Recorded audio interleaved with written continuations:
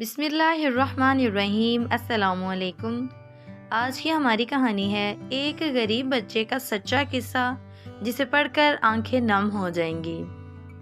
हम 1988 में जब 9वीं क्लास में पढ़ते थे। इस वक्त स्कूल यूनिफॉर्म में कैमल के शलवार कमीज और सफ़ेद जूते होते थे। हेडमास्टर साहब यूनिफॉर्म के मामले में बहुत सख्ती से पेश आते थे, इसलिए तमाम तुलबा यूनिफॉर्म पहन कर आते थे, सिवाय 2-1 के जो गरीब होते थे।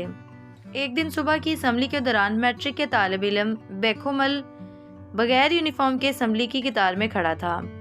जैसे ही हेडमास्टर की नज़र इस पर पड़ी, बहुत ही गुस्से में बेखुमल को कॉलर से पकड़कर बाहर लेकर आया। हेडमास्टर साहब का गुस्सा देखते हुए बेखुमल ने ज़ोर ज़ोर से रोने लगा। साईं मेरी बात सुने, मेरा बाप बासुमल गरीब आदमी है, वो मुझे कहाँ से यूनिफॉर्म और जूते लेकर दे सकता है। मुझे आप मारे नहीं, मैं कल से स्कूल नहीं आऊँगा।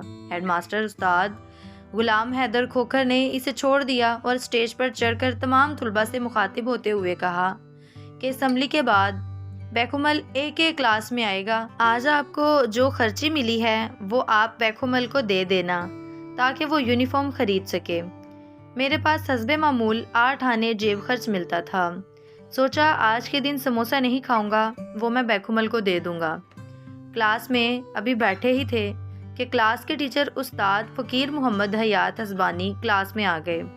थोड़ी देर बाद बेखुमल भी उस्ताद से इजाज़त लेकर हमारी क्लास में दाखिल हुआ। इसके हाथ में 1-1 रुपये, चंद नोट और कुछ सिक्के थे जो शायद इसने अपनी क्लास से जमा किए थे। उस्ताद फ़कीर मोहम्मद हयात हसबानी बहुत गुस्से में हम सबको मना किया कि कोई भी इसको पैसे नहीं देगा, और बेखुमल की जानिब देखते हुए गुस्से में कहा कि डूब नहीं मरते जो भीख मांगते फिरते हो। क्या अभी गुर्बत की आड़ में सारी जिंदगी भीख मांगते फिरोगे? वापस अपने क्लास में जाओ और जिन जिन से पैसे लिए हैं इनको वापस करके आओ, मैं तुम्हें यूनिफॉर्म लेकर दूंगा। बेखुमल उस्ताद के कहने पर वापस अपनी क्लास में गया और सबको इनके पैसे वापस करके आ गया। उस्ताद फ़कीर मोहम्मद हयात हसबानी ने पूछा कि शाम के वक़्त कौन सा काम कर सकते हो? बेखुमल ने जवाब दिया कि मेरा बाप मोची है, मैं बूट पालिश करना और जूतों की मरम्मत का काम कर सकता हूँ, मगर मेरे पास सामान खरीदने के लिए पैसे नहीं हैं। उस्ताद ने पूछा कितने पैसे लगते हैं? इसने कहा 1 लकड़ी की पेटी, चंद ब्रश, पालिश, सब मिलाकर कोई 150 रुपये में सब सामान आ जाएगा।